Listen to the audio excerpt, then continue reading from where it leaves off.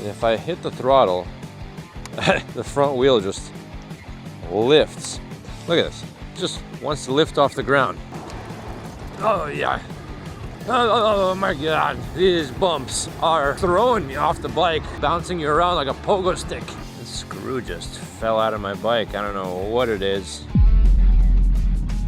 What is up, guys? Today we're going to be checking out the Hovsco GTR-S Plus. Hovsco reached out to me to review this bike, and it looked like a pretty interesting budget option for someone who just wants something simple, minimalist, just to get around A to B, maybe from home to school and back. So today what we're going to do is check out the specs and components on this bike and then take it out for a test ride. Prices on these e-bikes are always fluctuating, so to get the most up-to-date price, check the link in the description below.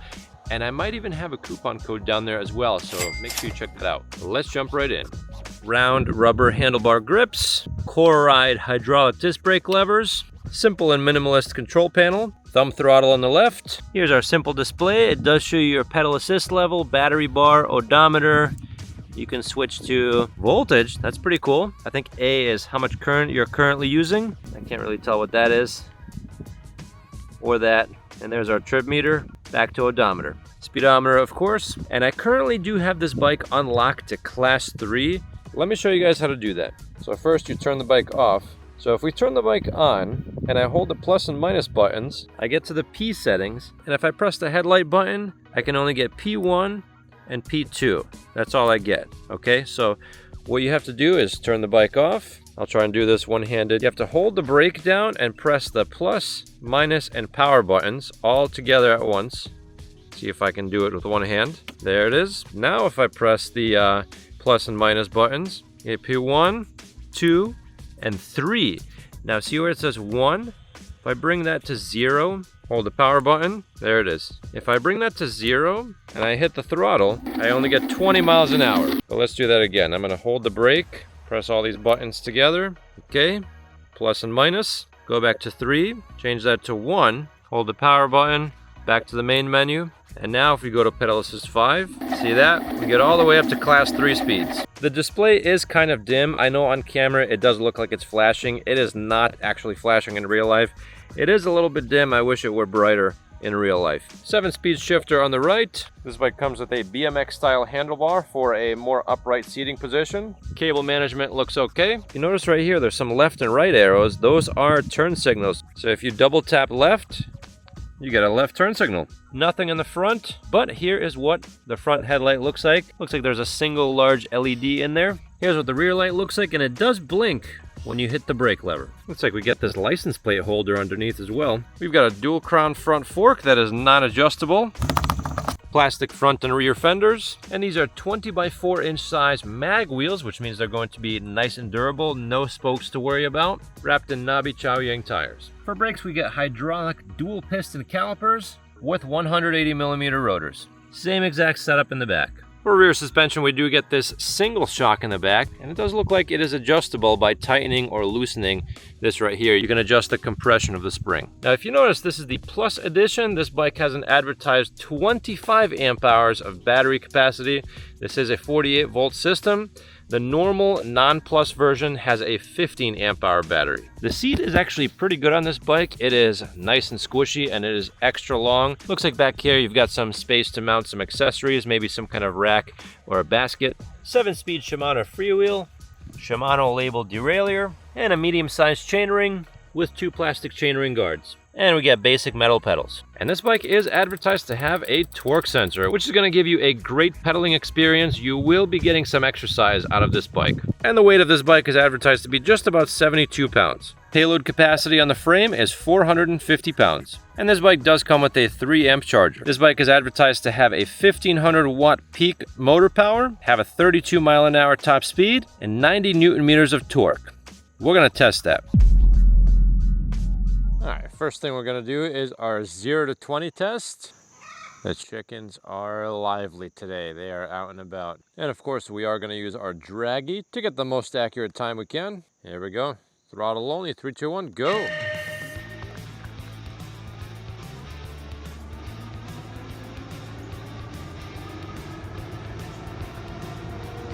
Alright. Draggy says we got 8.66 seconds. Speedometer accuracy, not too bad. We might be off by about a mile an hour or so. Next up is our long hill climb test, throttle only. Let's hit it. 3, 2, 1, go. Whoa. I don't know if you guys saw that, but the front wheel lifted off the ground. This bike is interesting. I did feel it over there. From a standstill, you actually get a good amount of torque. I don't know if that's because I'm sitting further back in the seat, but like, damn, the front wheel lifts off the ground. Interesting. That's kind of surprising. All right, here we go. Throttle only. 3, 2, 1, go. Yeah, just gotta lean forwards a bit and you're good. That was something. Off to a good start.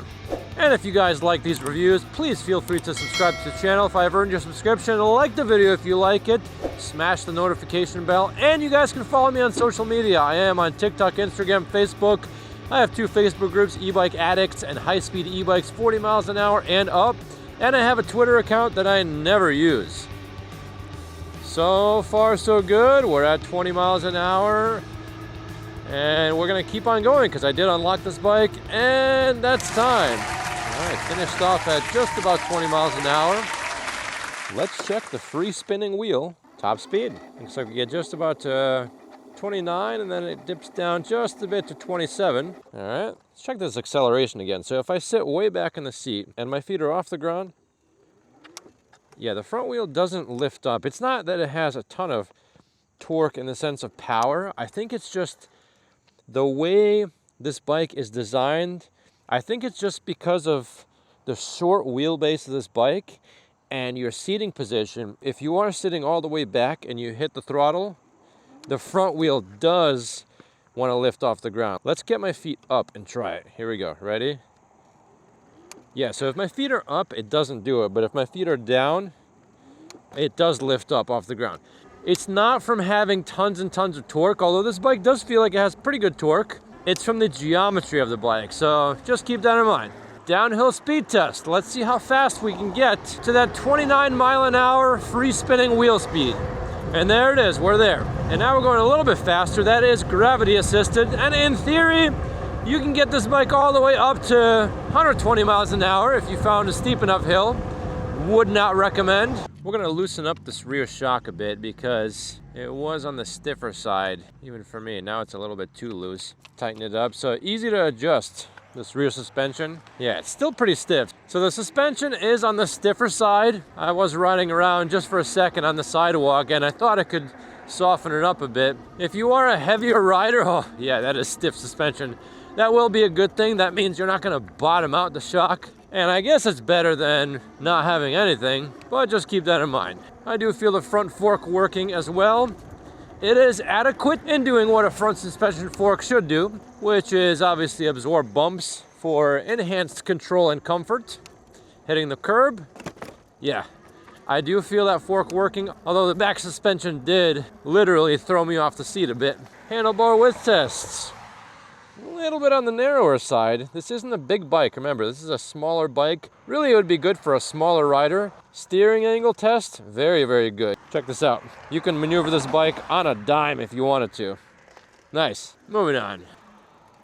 Oh yeah, dropping off the curb. Again, guys, the rear suspension, it is there.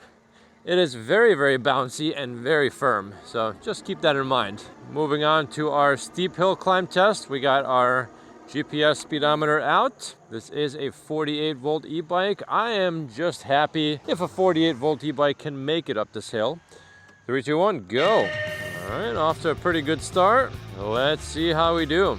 Ooh, we are really slowing down quite a bit. Oh boy, 7 miles an hour. Listen, that's actually not too bad.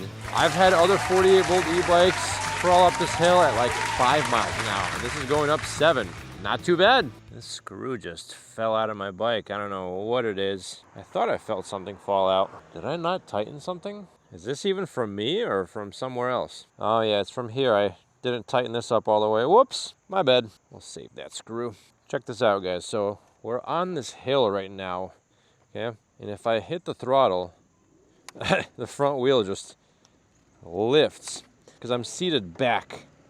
Yeah, it's not necessarily because this bike has an insane amount of torque. It's just this crazy short wheelbase. Look at this. just wants to lift off the ground. This bike is probably super easy to wheelie, although I am far from a wheelie expert. You guys don't even want to see me wheelie, mostly because the video is going to be over and I'll end up in the hospital if I even try. So here we go, 20-mile-an-hour brake test, and brake. Wow. That did pretty good. So we went through one spot, stopped at the beginning of the second spot. I would say this bike did pretty well. Again, guys, you do have to watch out for the short wheelbase of this bike, because if you are seated too far forwards, that back end is gonna be right on top of you. But this bike does have pretty good brakes. 180mm rotors is quite a bit for a bike this size and this weight. This bike is on the lighter side, so the brakes in this bike are A-okay in my book. Looks like my front brake rotor is just a tiny bit bent. I'll have to fix that later. Hopefully you guys can just ignore that noise for now.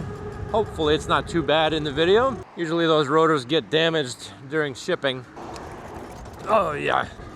Oh my God, these bumps are throwing me off the bike. The suspension is so bouncy, very firm. No damper on the suspension at all, just a spring bouncing you around like a pogo stick.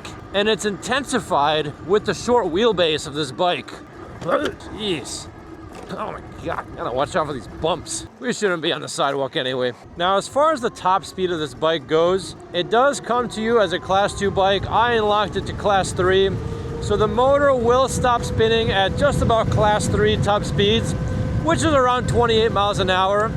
That is if you unlock it. If you don't, the most you'll get is 20 miles an hour. Checking the different pedal assist speeds, looks like level 1 gives us 8 miles an hour. Level 2 gives us 12 miles an hour. 3 will give us 15 miles an hour. Pedal assist level 4 gives us just about 17 miles an hour. And then of course, pedal assist 5 will give you your full top speed, either 20 or 28 miles an hour, depending on if you unlock this bike or not. The seat is nice and comfortable on this bike. I do like it. It's got a lot of squish. It is nice and wide, so no complaints on the seat.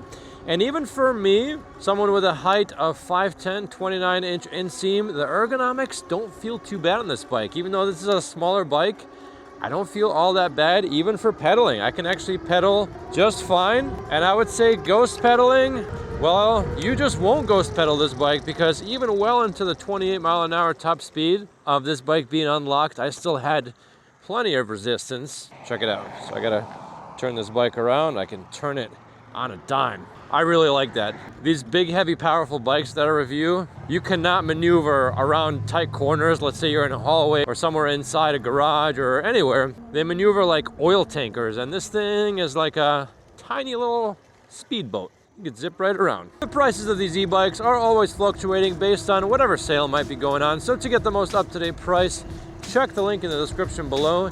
And I might even have a discount code down there as well. That'll save you a couple bucks off your purchasing price. Let me know what you think of this Hovsco GTR-S Plus. Is this a bike you would buy? Or maybe you're a parent and you would buy this for your kid just to go back and forth to school? Especially considering it is within the legal realm of the 3-class system. Let me know what you think in the comments below. And if you guys don't want to buy this bike, but you want to help support these reviews, please feel free to subscribe to the channel if I have earned your subscription.